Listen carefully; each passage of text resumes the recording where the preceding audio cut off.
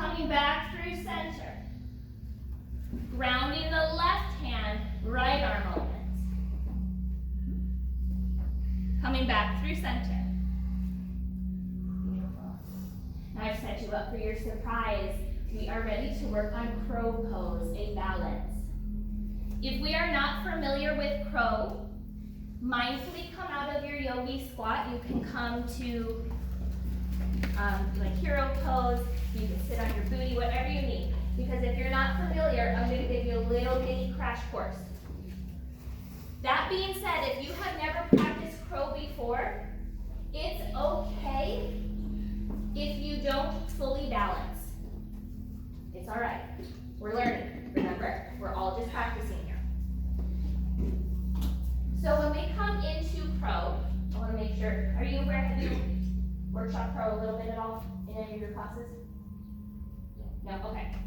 And I will turn so you can see. I watched the video. You did? Yeah. How convenient. Practice with the blocks. So. Well, there you go. And you can use blocks. It's really up to you. So we've got a couple variations. Things that are happening in crow, it's an arm balance. Anyone never see crow pose before? Because that will help. So 1, 2, 3, eyes on me. Now you'll at least know what I'm talking about. So we were here in Alasana spot. Very close to the setup for crow. You can go from Alasana into crow. Watch my body. I'm going to bring these to the backs of my arms, to my triceps. Remember, we stack our joints to keep our joints safe. What joints am I stacking? Wrists and elbows. In this balance, there is a forward momentum. We'll get to that. Hands gripping, holding the mat. I bring my knees to my triceps. I start to bend the elbows. See my forward momentum? Watch my gaze. I am looking at that little spot on the wood, ahead of myself. If you start to tuck your chin, look down at the floor or back underneath you, you're going to feel very unsafe and unsteady. Because you don't see where you're falling. And yes, look to where you're going to fall. You want to see where you're falling so you know how to catch yourself. If I'm looking that direction, I'm like, oh, there's a bunch of jagged rocks. I'm either not going to do my balance or I'm going to find a spot where there's some nice cushy cotton fluff. I'd rather fall on that. So, I bring my elbows to stack over my wrist. Hands are active. I'm gripping the earth. I'm pressing the earth away. I look where I'm going towards. I lift the foot. Whoops, scary. Put it back. Oh, practice go. Oh, I feel good. Here we go. Woo. Cool beans? No. Sure. Yes. Try it. Try it. So, Surprise! come to tabletop, please, and thank you.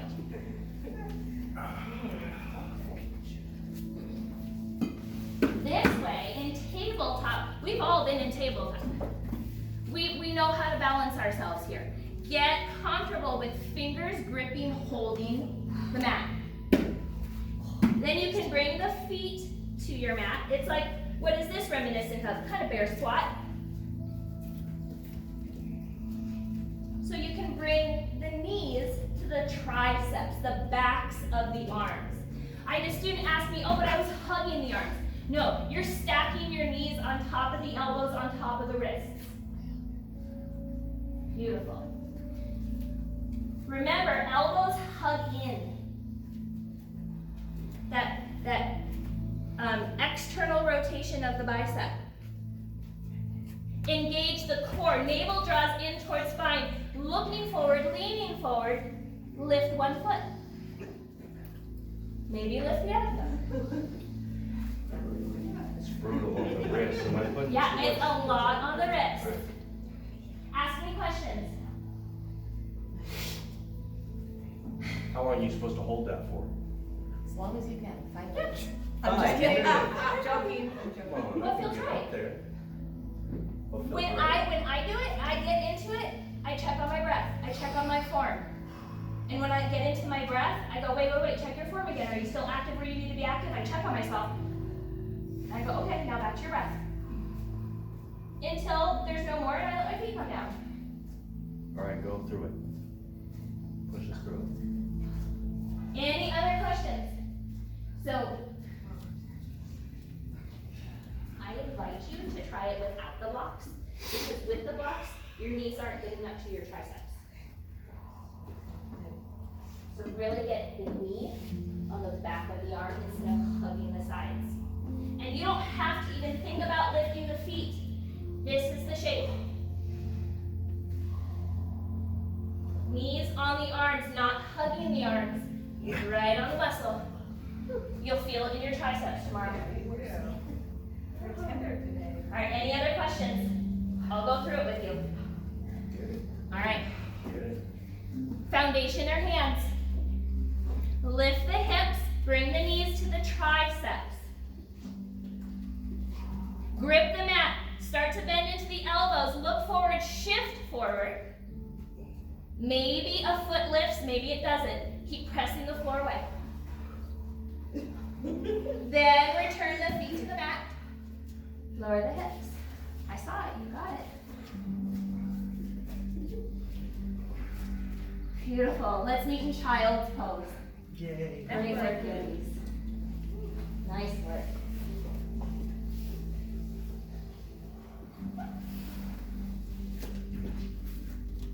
I like crow pose for a balance, because if we were to workshop this, I could give you a whole list of ways that you can bring in props and do all these things. Didn't want to turn this class too much into a crow pose workshop complete. But at least it gets the seed planted in your mind's eye. For some of you, this was the first time that you saw it, or the first time you made the connection of, oh, that shape is called crow.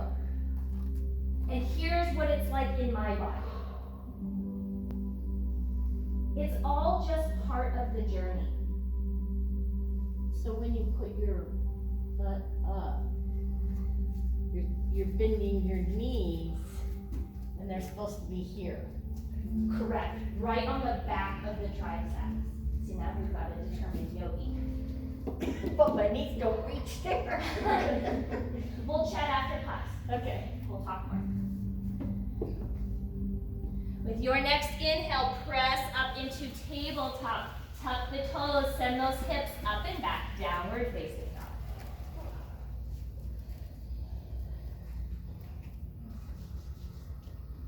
Keep gazing back towards the feet. Start to bend into the knees, walking the hands to the back of your mat, standing forward fold. With your next exhale, walk the hands over to the right, pressing the hips to the left. Now coming back to squaring the pelvis to the short edge of your mat. Encourage the left hip to draw back to help square the pelvis.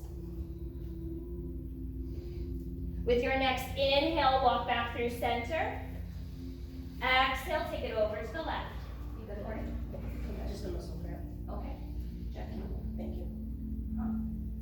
So again, working to square the pelvis to the short edge of your mat. This time, it means to pull the right hip back.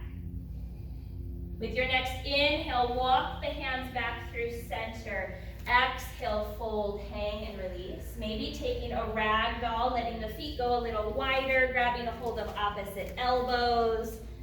Gentle movement.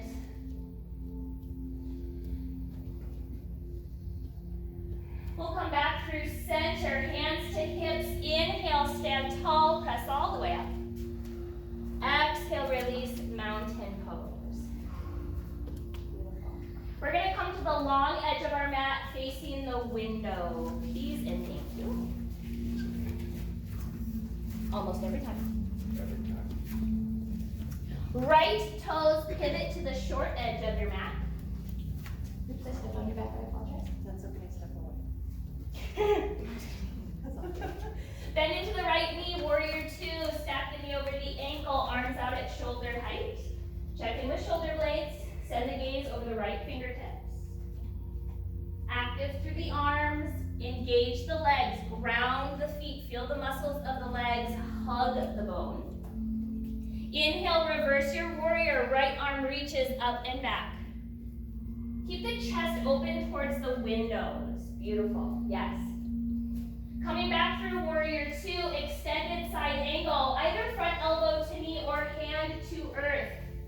Reach long through the left fingertips. Mindfully grounding and pressing into the pinky toe edge of the left foot. That's my next one. Well, wrist. I can do it on the other side. But with the bind, Yeah, but with the balance, yeah. you bring the back leg up. And... Oh, yeah, no, yeah. All right, reverse it out. Arm sweeps down. Warrior two. That's coming. Yeah, my right wrist doesn't turn that way yet. Gotcha. Straighten through that right leg. Triangle. Reach towards the wall. Right hand drops to right leg. Left arm reaching up into the air. Shoulders stacking. That's the intention. Beautiful. Bring the awareness to that left hand on your inhale. It lifts you up out of triangle, reverse, send it back. Coming back through center, we'll pivot the feet to parallel, releasing the arms. Warrior two to the left.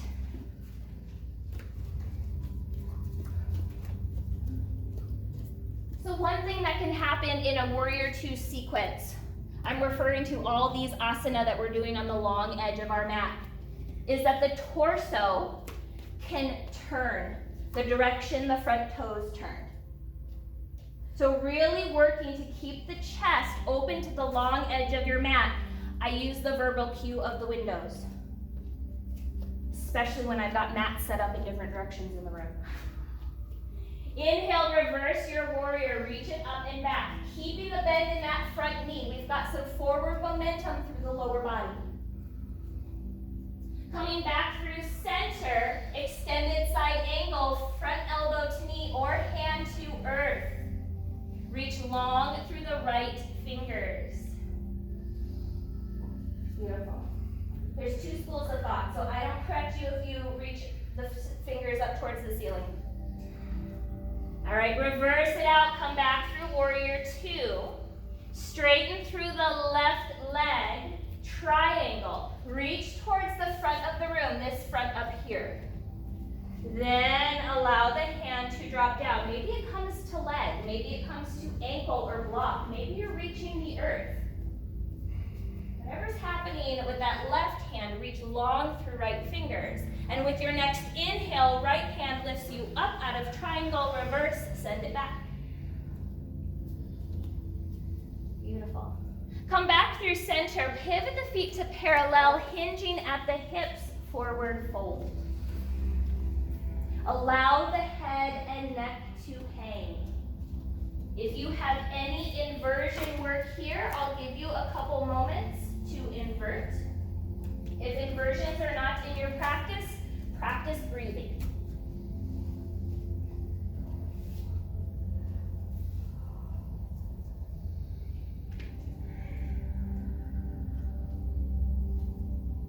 Ground through those forearms, Melissa.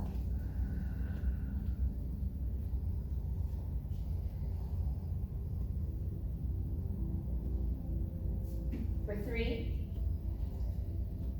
2, 1.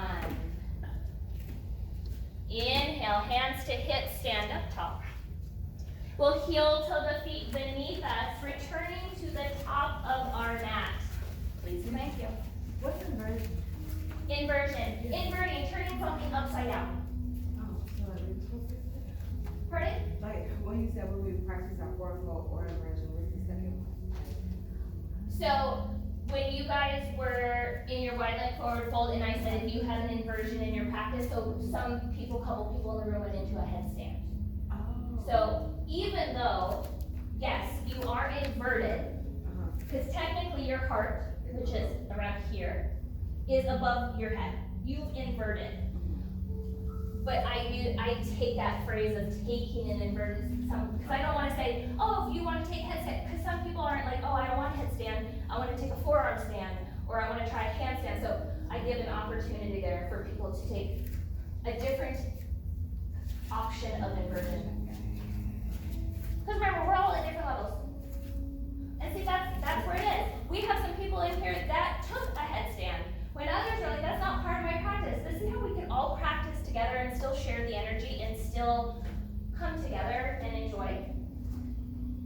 Maybe. Like, I don't know. Surprise. I can do headstand, but I can't do crow, so I mean, it's just that we all are So different. Cool. Everybody's different.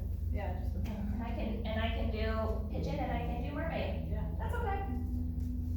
Beautiful. Top of our mat. Inhale, arms reach up overhead. Exhale, forward fold. Inhale, half lift, lengthen. Exhale, fold. Hands to the mat. Step the feet back, plank. Vinyasa or downward facing dog.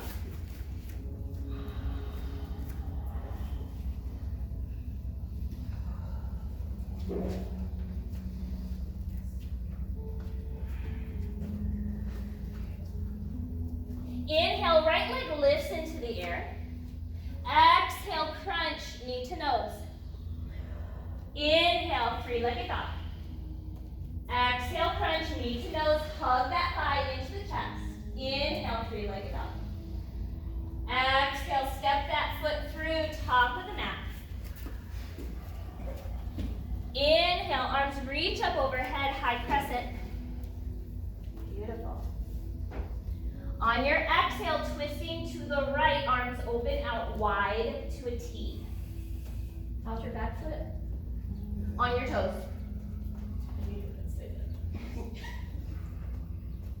With your next inhale, high crescent, arms come back through center, reach them up.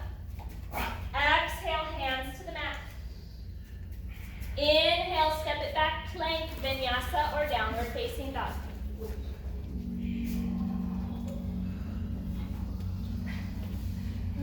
What's my foot doing? Oh, I knew you were going to say that. Trust yourself. I appreciate the clarification. Good. You can trust yourself. All right, inhale, left leg lifts. Exhale, crunch, knee to nose. Don't worry, I won't let you kick me. Inhale, three-legged dog. Exhale, crunch, knee to nose. Hug that thigh in. Inhale, send it back. This time, step it through. High crescent lunge, arms reach up. Beautiful. So we're up on the toes of the back foot. That gives us the space to twist. With your next exhale, twisting to the left. Arms open out wide to a T. Now, just like in our warm-up, when we sat in our easy seat with arms out wide, we were actively reaching towards opposite ends of the room. Same here, just different ends of the room. With your next inhale, come back through center, arms reach up. Exhale, hands to the mat. Inhale, plank, step it back, vinyasa or down dog.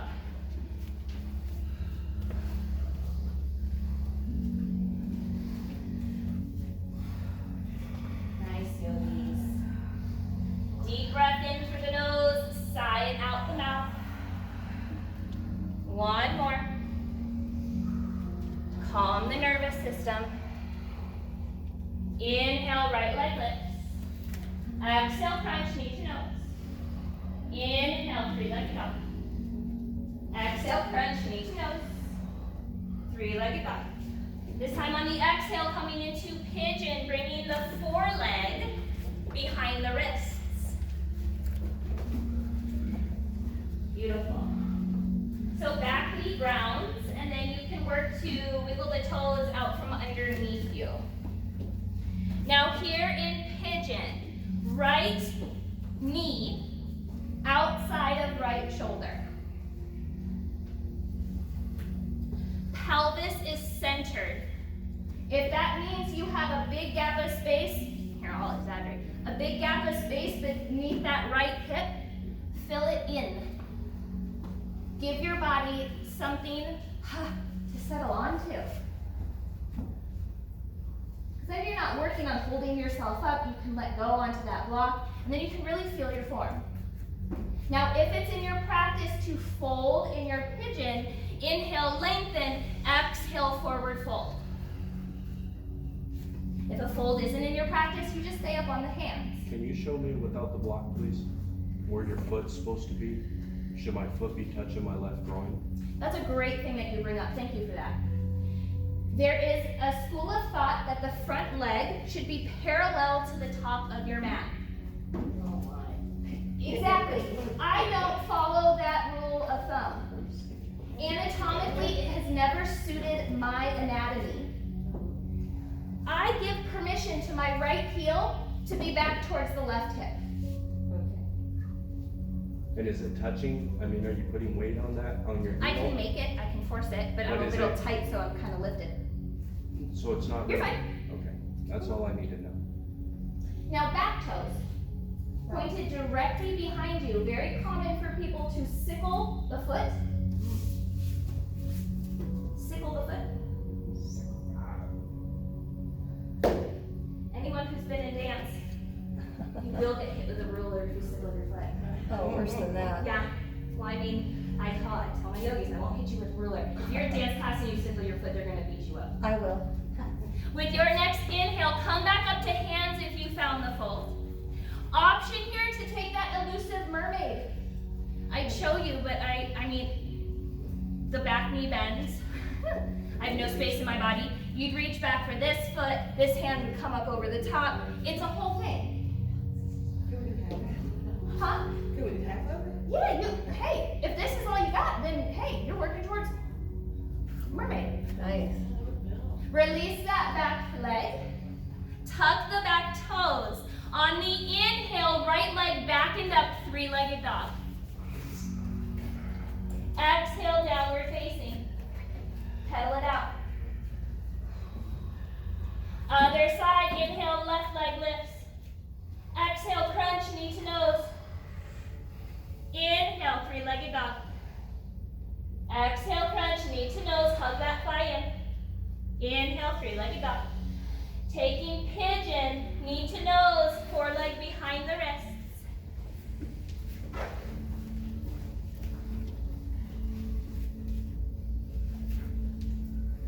Now you might almost immediately recognize that maybe you have different pigeons. You know there's different species of pigeon?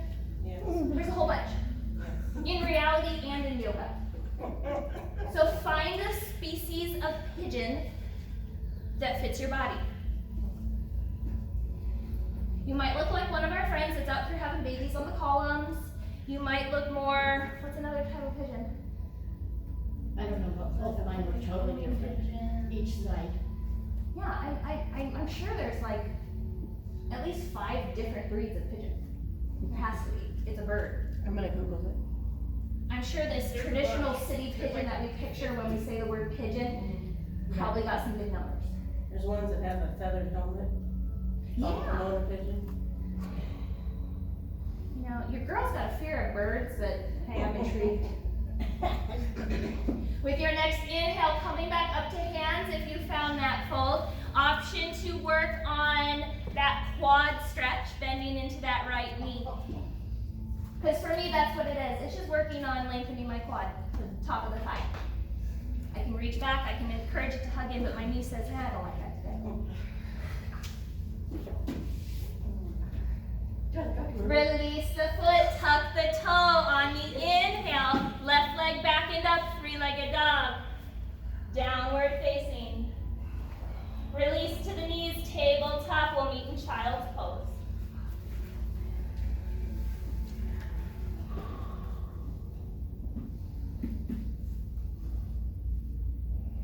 With your next inhale, coming up into tabletop, make your way to your seat. Fully reclining all the way down.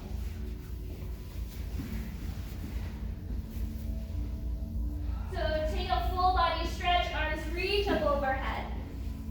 Interlace the fingers, press the palms away from you. Wonderful after all of our hand, wrist, and arm work. Inhale to hug the knees in towards the chest, gentle rock side to side for the low back.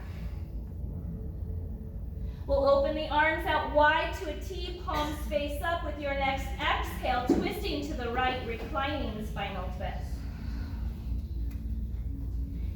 Any props to bring the earth up closer to the knees or to fill in any spaces between the thighs.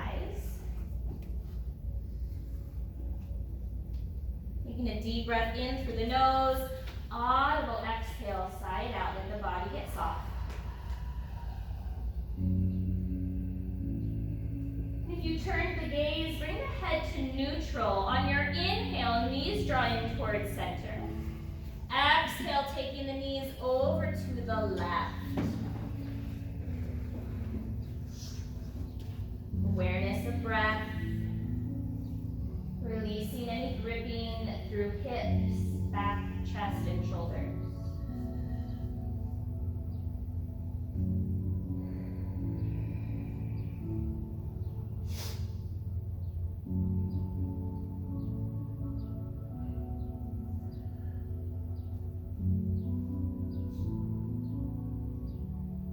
Turn the gaze, bringing the head to neutral. We'll inhale to draw the knees back in towards the chest. Active wind releasing pose. How small can you make yourselves here?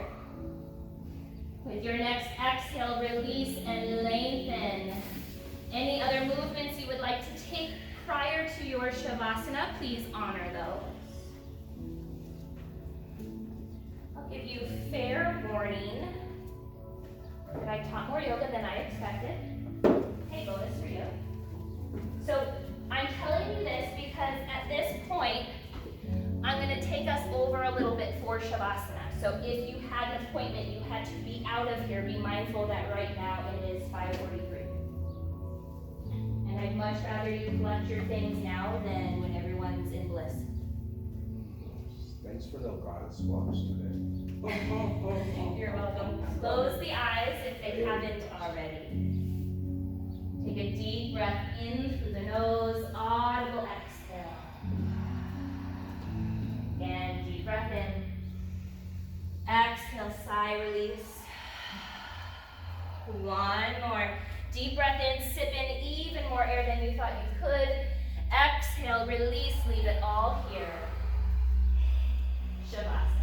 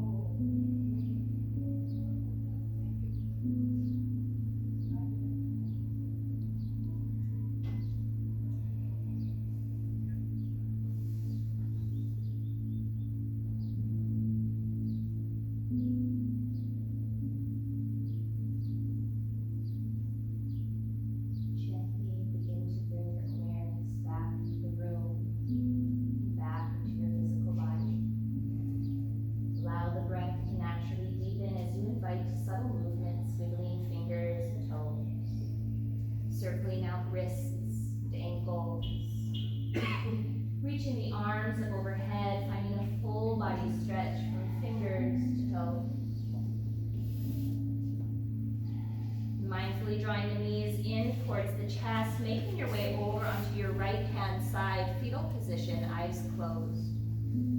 Pausing here to allow the body to fully awaken and reacclimate. I invite you to bring to your awareness the intention you set at the start of practice. Either continuing to hold on to this intention or releasing it if it no longer serves you, I offer you this. The reason we struggle with insecurity is because we compare our behind the scenes with everyone else's highlight reel. Using the strength of the upper body, you'll press yourselves up, coming to meet in Sukhasana, easy seat. Eyes closed, palms to touch at heart center, undulating breath. As we sit up nice and tall, we'll release the chin ever so slightly in towards the chest as a sign of gratitude and place smiles upon our faces. Loka samasta, sukhino bhavantu. May all beings everywhere be happy and free. It's been a huge honor and a great pleasure for me to guide you on your yoga path. I thank each and every one of you for showing up for yourselves and sharing your energy with the group today. I hope you all have a wonderful rest of your evening, and until I see you next time, yogis, make good choices. Thank you so much. Thank you, Jody. You are very welcome. If you are staying for Nidra, you can stay in here, you can leave your stuff. If you're not staying for Nidra, but it sounds like something that you want to do, go talk to Steve. That's how that works. You tell Steve, add me to the class, and he goes, okay. What is that class?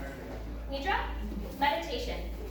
You're not moving. You lay there, you build, and as Brianna guides you through a full Nidra meditation, there's a little bit of movement in the beginning just so people who didn't just take a class can get some of their wiggles out. You know, a little gentle, and then,